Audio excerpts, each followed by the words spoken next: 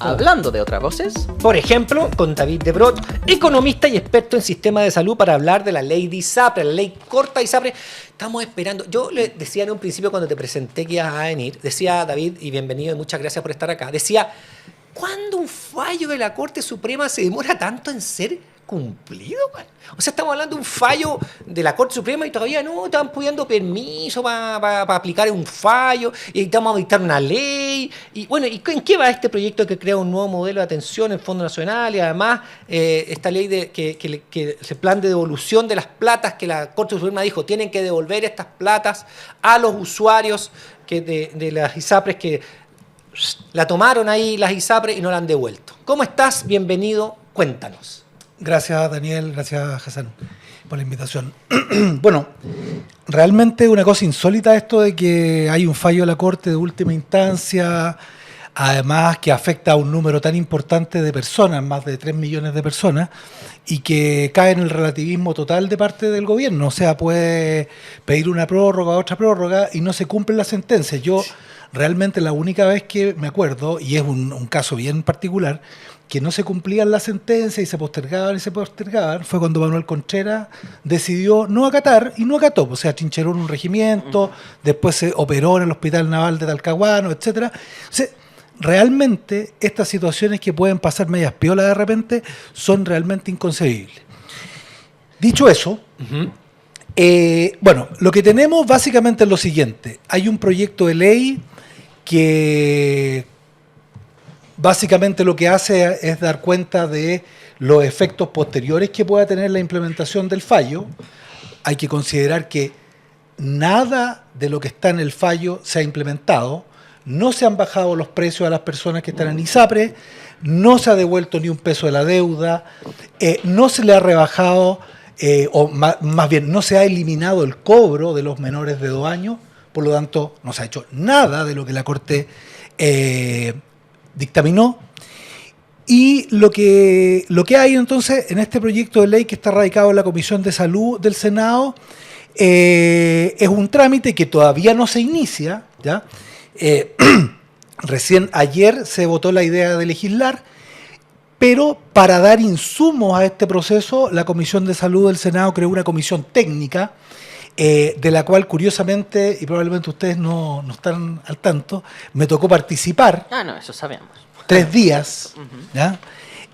Por lo tanto conocí la discusión interna que se estaba dando, y lamentablemente yo lo que puedo garantizar es que de ahí no va a salir ningún insumo que sirva para la discusión de la ley corta.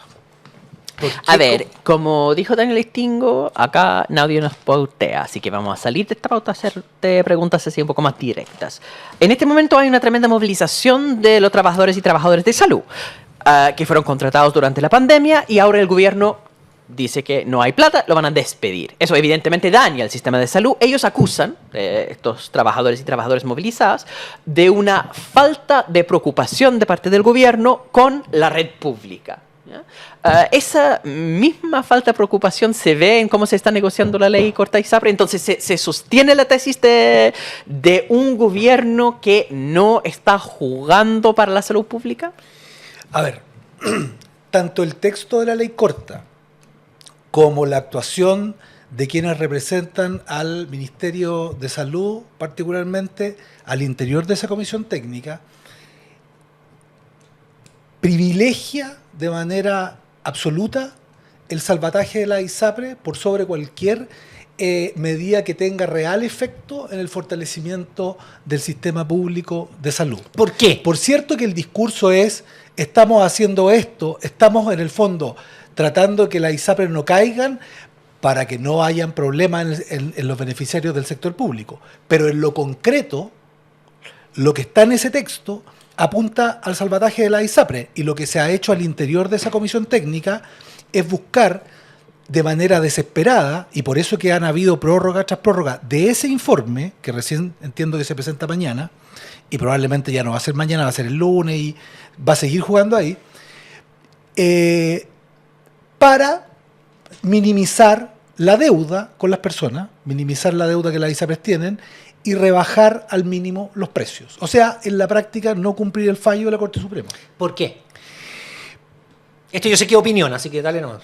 El por qué es que yo creo que no hay una convicción no hay una convicción política, ni hay voluntad política en la gestión gubernamental, me refiero a la del sector salud, de buscar alternativas distintas que estén alineadas con el programa de gobierno. O sea, el programa de gobierno lo que se planteó es que el negocio de la ISAPRES como negocio, ¿no es cierto?, con fines de lucro, discriminador, con alzas de precios unilaterales todos los años, eso se acababa, ¿sí?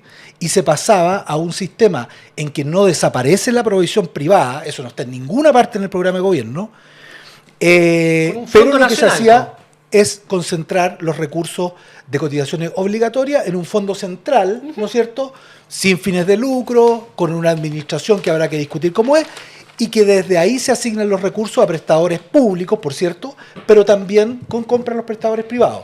Ya. Esa voluntad política, a mi juicio, no está, y eso se expresa, por ejemplo, en la ley corta y en la discusión de la comisión técnica. A ver, aquí hay varias cosas. El delito de cuando alguien no cumple una resolución judicial se llama desacato. No sé si a alguien se le podría ocurrir presentar un escrito ahí en ese caso para alegar que hay desacato. No se le ocurre a algún abogado penalista. Ya. Pero dicho esto, ¿por qué no se aprovecha? Si a veces las cosas te las regalan, ¿no? Esta sentencia de la Corte Suprema es un regalo para aquellos que pensamos que la ISAPRES, que el sistema de salud no puede lucrar, ¿cierto? Es un regalo, te lo están dando. No tenés que ni siquiera ir a conversarlo al Congreso. Tú tienes que poner dar cumplimiento a una resolución y decir, no da. Por lo tanto, se hace rápidamente un sistema de Fondo Nacional de Salud. O sea, lo negociarás por ese lado, ¿no? Si el Congreso quiere hacer algo, o si no, quiebran todas. Y si quiebran todas, todos tienen que irse a FONASA. O sea, igual hay una fórmula. Sí, quedará una escoba en un principio, lo haremos morigerado, no sé, pero apuntar a eso me refiero, y no esta comisión técnica que lo que quiere es salvar la ISAPRES.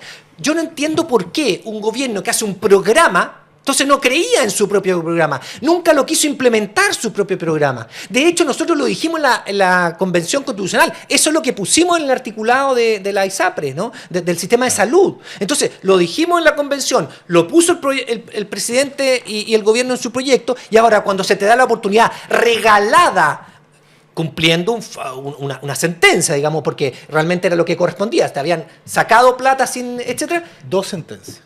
Sí, pues la segunda que interpreta dice no hay nadie que interpretarle. Dice. Y la del GES. La del GES también. ¿Por qué no lo aprovecha este gobierno para hacerlo? ¿Por qué no programa eso? Si uno dice no vamos a dar cumplimiento porque lo vamos a dar a largo plazo, pero para cumplir esto el Fondo Nacional, ¿cierto? Para ponernos a la altura de Francia, de España, de Alemania, de Inglaterra, con un Fondo Nacional como todos los países desarrollados, quieren salvar la ISAPRES en vez de discutirlo. Eso es lo que hay que discutir en el Congreso. Sí, no, realmente tú lo has dicho, es una cosa insólita. Y mira, yo quiero ir un poco a la cosa, a tratar de explicar en breve en qué consiste ese salvataje hoy día. En la comisión técnica se han discutido 2 grandes medidas. Se han discutido muchas cosas accesorias, pero hay 2 grandes medidas. La primera es la propuesta de eliminar el régimen de excedentes de la ISAPRES. ¿En qué consiste eso? Consiste en que toda persona que cotiza por debajo de la cotización obligatoria del 7%, hoy día, con el régimen de excedentes como está, genera excedentes, y esos excedentes son de propiedad del afiliado, son inembargables y constituyen parte de la masa hereditaria de las personas. Por lo tanto, tienen protección de propiedad privada, ¿no es cierto?, constitucional. Eso se quiere modificar hacia atrás. Por lo tanto, se quiere decir, todos los planes que producto del cambio de las tablas de factores y del precio GES quedaron por debajo del 7%, no existe esa diferencia. Eso es un robo. Eso es un robo. Efectivamente.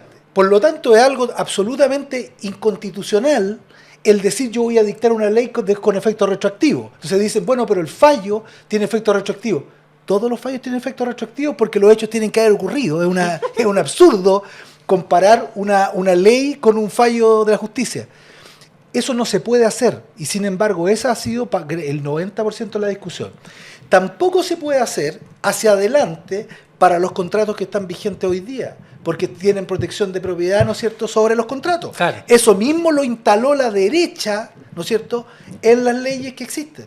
Por lo tanto, eso, el único efecto que va a tener en los contratos nuevos que se firmen. ¿Qué contratos nuevos se están firmando si las ISAPRES han eliminado las fuerzas de venta y prácticamente no están vendiendo nuevos contratos? Entonces, la utilidad práctica de eso que se ha gastado el 50% del tiempo es cero. El otro mecanismo es lo que se le denomina la mutualización. ¿En qué consiste eso? Consiste en que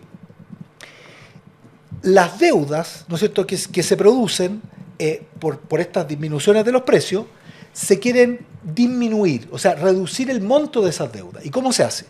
Se toma en abstracto la teoría de seguro que dice que el valor de las primas se determina simultáneamente para todos los contratos.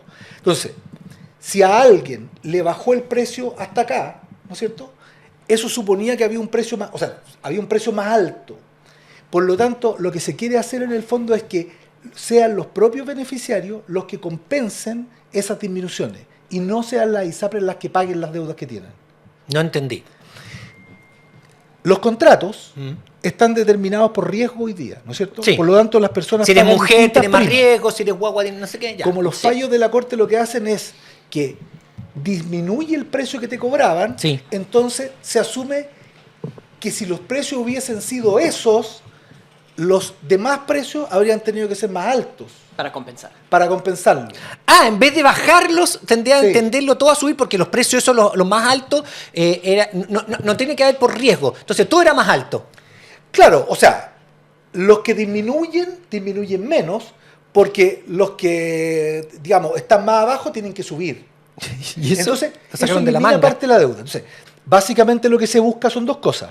Es disminuir el monto de la deuda, disminuirlo brutalmente el monto de la deuda. Yo eso no sé cómo lo van a hacer, porque las deudas son de Ya lo personas- debes, ya lo debes. Es entre una empresa y una persona individual. No sé cómo lo van a hacer. Es como una condonación obligatoria. Es como si fuera una condonación obligatoria, que yo no sé si existe jurídicamente eso.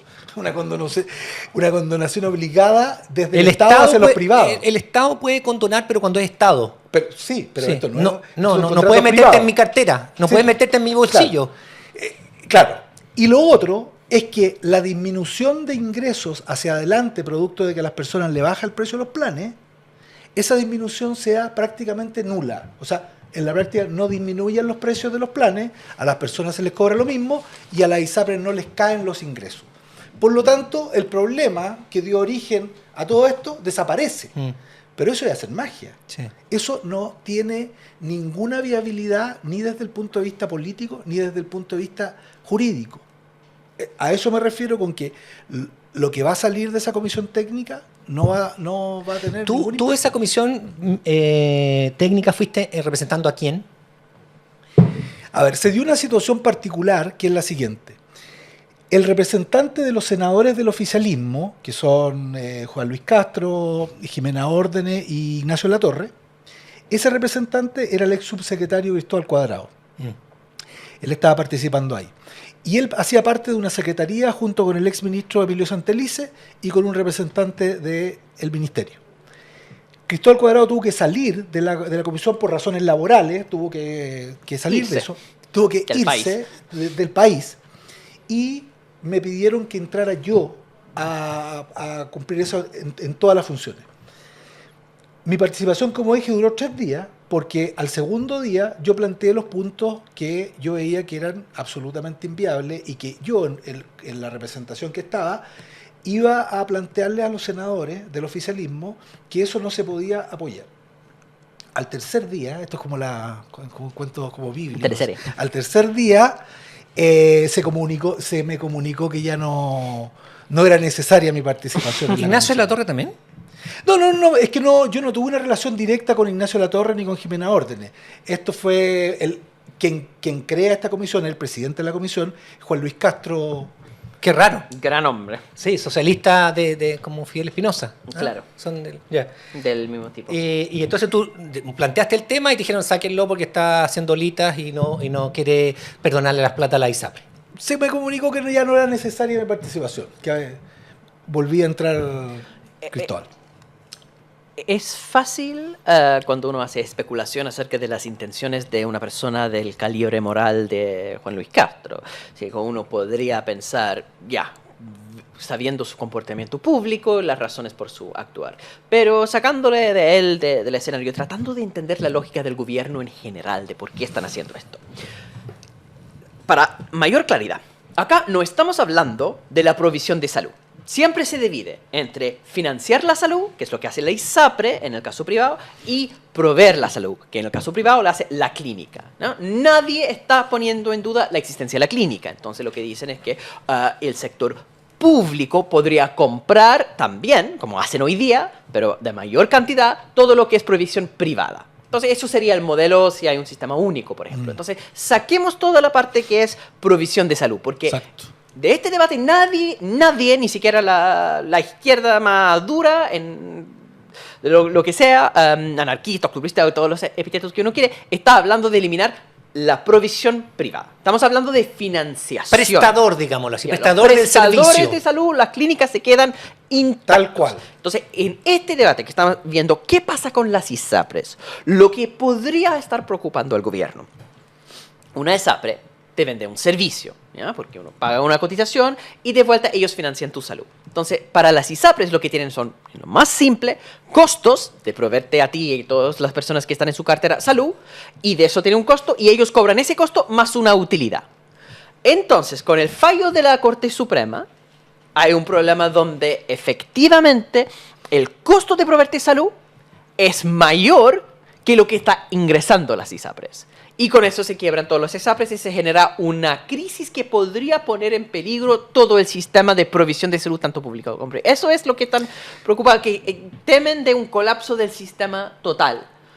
Efectivamente, eso es lo que se argumenta, pero también en múltiples instancias, a mí me ha tocado participar en varias de ellas, en la Comisión de Salud del Senado, en reuniones con la ministra de Salud también en el Ministerio, le hemos argumentado de que ese problema, que sin duda es un riesgo que tiene la implementación del fallo, pero que el fallo hay que cumplirlo igual, eso se puede resolver de otra manera. Eso se puede resolver primero, poniendo un dique de contención respecto de las finanzas de los prestadores privados de salud. Porque aquí el principal problema es que si una ISAPRE quiebra, o si varias ISAPRES quiebran, eso se puede trasladar a las finanzas de las clínicas. Porque las ISAPRES tienen que pagar a las clínicas y que no pueden pagar las clínicas con todos esos Entonces, ingresos desaparecen, ¿cierto? Ahí lo que hay que hacer es poner un dique de contención, y las medidas que el gobierno ha tomado, incluyendo la superintendencia, van en el sentido contrario. Cometen el error de flexibilizar las garantías cuando lo que hay que hacer es fortalecer las garantías. La garantía es el fondo que las propias ISAPRES tienen que tener en los bancos guardado ante situaciones de insolvencia.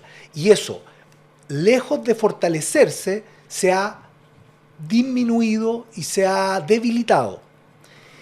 El segundo dique de contención que hay que poner es que la crisis no se transforme en una crisis para el sistema público, donde tenga que recibir de un día para otro 2.800.000, que es lo que va quedando, ¿no es cierto?, Claro, en cartera, en los prestadores públicos. Para eso lo que hay que asegurar, ¿no es cierto?, es que esas personas, si quieren seguir manteniéndose con prestaciones en los privados, ¿no es cierto?, FONASA compre a los privados. Y por lo tanto ahí tiene todo sentido una parte de la ley corta, que es lo que tiene que ver con crear en el FONASA la facultad de contratar con compañías de seguros coberturas complementarias. ¿Sí? Que las personas puedan contratar esas coberturas con lo que van a dejar de pagar de cotización voluntaria. Eso tiene una lógica. Eso tiene viabilidad técnica. A mí me ha tocado participar en reuniones con corredoras de seguro, porque como ustedes saben, los seguros las compañías no los venden de manera directa a las personas, los venden a través de empresas de corretaje. las corredoras de seguro no solo lo encuentran viable, sino que dicen, eso es lo que nosotros hacemos todos los días. Estas empresas lo que hacen particularmente es adaptar contratos de las compañías de seguro a las necesidades de esos clientes. Y eso perfectamente se puede hacer. Entonces, ¿qué tiene que ver en esas dos cosas que he señalado? El que hay una cláusula en el... O sea, no una cláusula, un artículo, ¿no es cierto?, que dice que la deuda, ¿no es cierto?, que se deriva de la implementación del fallo, no se va a contabilizar para efectos de garantía. No se va a contabilizar. O sea, una deuda se va a contabilizar, no sé cómo, eso es como inventar normas de contabilidad que no existen. Si tú tienes una deuda, tienes que contabilizarla como deuda. Y si la contabilizas como deuda... Y si no lo haces, es fraude. Sí, es un fraude, bien. Como Enron. Y por eso que esto que estoy diciendo, cuando uno lo habla con los mismos controladores de la ISAPRE, lo encuentran lógico, porque esas empresas, de las cuales una es británica, ¿no es cierto?, a través de Bupa, ¿no es cierto?, Cruz Blanca, y United Health, ¿no es cierto?, que controla Banmédica, Vida 3, y Más Vida, que es controlada también por un fondo de inversión norteamericano. Para esas empresas es lógico el que tiene que haber un fortalecimiento de la garantía, porque tienen temas de responsabilidad sobre su contabilidad por normas financieras internacionales. Claro. En el caso de Bupa, las normas europeas son más estrictas, la solvencia 2, ¿no es cierto?, son más estrictas. Y resulta que en el proyecto de ley uno lo que ve es que todas las normas van en el sentido de, oye, no hagamos ninguna letra. Imagínate qué significa que la deuda, cuando se calculó eran 1.400 millones de dólares, no se contabilice. Eso no lo van a aceptar ni siquiera las compañías de auditoría. Eso es un fraude de aquí a la quebrada de la G. Sí, tal cual. Es que lo que describes es tan peculiar, es casi como si el gobierno hubiera decidido proteger los ISAPRES poniendo en peligro las clínicas, cuando debe ser al revés. Ahora, desde las redes sociales está llegando varias campañas de gente enojada con esa situación. Y entonces Carlos Mundaca, de nuestra comunidad, pregunta, sabiendo esta situación, ¿qué opina usted, David, de la propuesta de trasladarse todos a la ISP? ¿Es efectiva? ¿Es realizable? ¿Es conveniente? Con esta gente diciendo, ya, estamos enojados, salgamos todos de las ISAPRES. Pero eso del IPS es AFP a ISP, no de ISAPRE a FONASA. AFP, es del IPS. IPS, eso. Sí, eso, sí, es un tema de una campaña que hay, ¿no es cierto?, de trasladarse. Yo entiendo... Eso es de pensiones. Sí, eso no. es de pensiones. Sí. No, pero lo podemos responder en otro momento. Lo que dijo ayer, la campaña que ayer decía Mesina. Eso es lo que está hablando él. Perdón, sí. Pero a lo mejor él se... Pero yo pensé que de forma analógica. Yo asumí que era eso, perdón.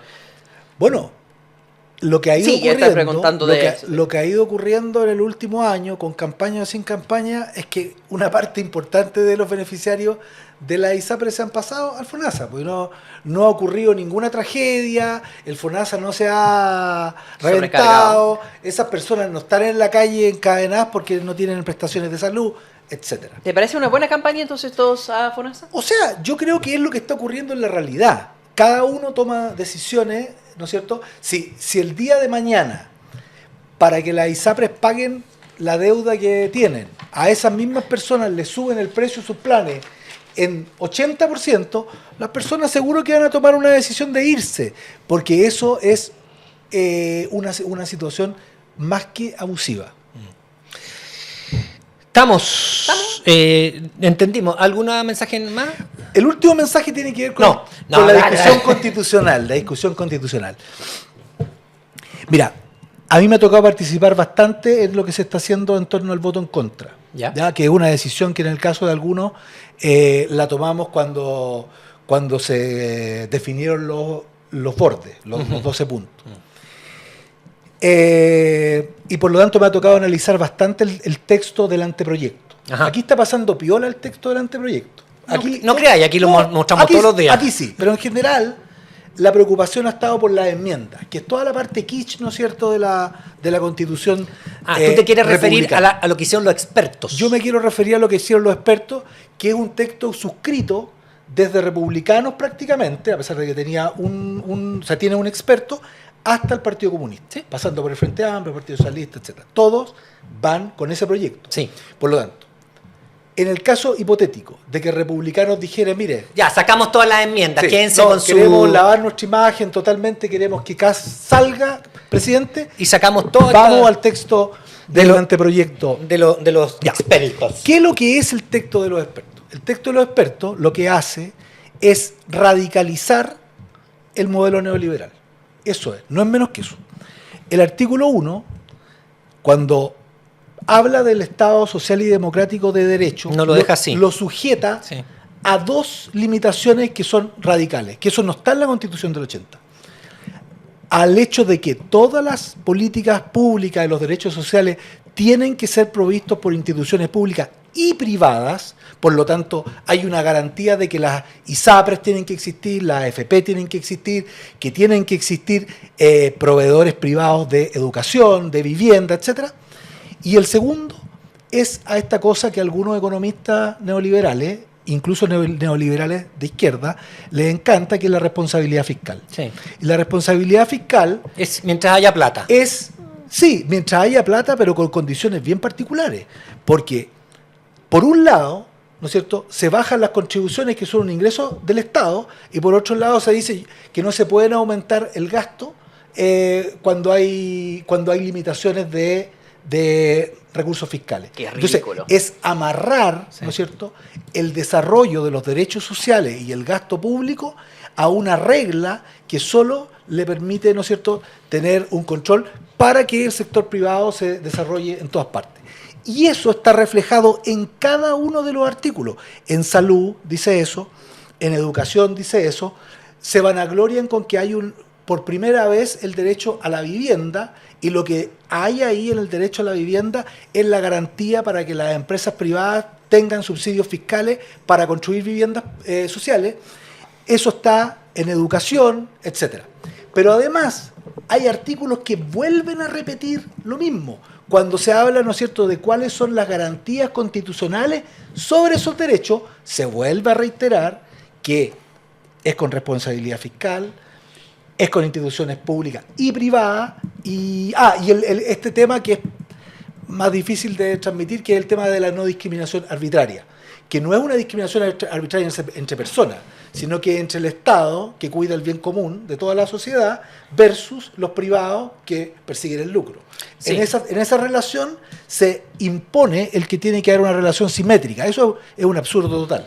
Pero bueno, eso por lo tanto, y con eso termino, creo que es una aberración que partidos como el Partido Comunista, el Frente Amplio y el Partido Socialista acepten ese texto, que lamentablemente lo suscribieron sus expertos, si es que republicanos, ¿no es cierto?, bajan las enmiendas.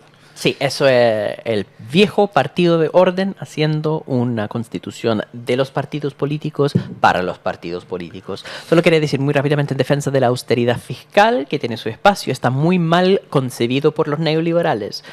Fue Keynes que dijo, Sí. la expansión y no la recesión es el momento idóneo para la austeridad fiscal. Cuando estamos en plena expansión, es importante pagar las deudas, Exacto. que luego, en momentos de crisis, se necesita aumentar la deuda para rescatar la economía. Entonces, esta idea de austeridad fiscal permanente o austeridad fiscal cuando no hay recursos es justamente lo contrario. Cuando no hay recursos, pues hay alto desempleo, hay bajo crecimiento, eso es el momento cuando se tiene que gastar. Y cuando hay recursos, hay que empezar a pagar la deuda. Y ahorrar. Todo Ya. correcto.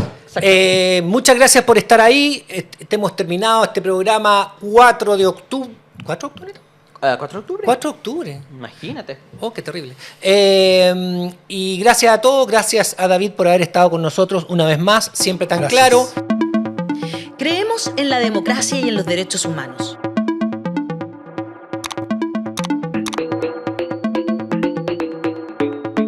Somos independientes de los poderes fácticos. Llevamos más de 3 años generando contenido y periodismo interpretativo. Queremos una sociedad más justa, con derechos y economía sostenible. Le damos voz a los que importan.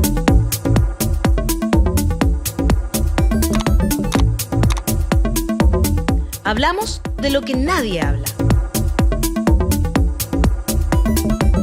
Hazte parte de la comunidad de los que sobran ingresando a nuestro sitio www.lavozdelosquesobran.cl y participa del periodismo y la información independiente. Independiente de verdad.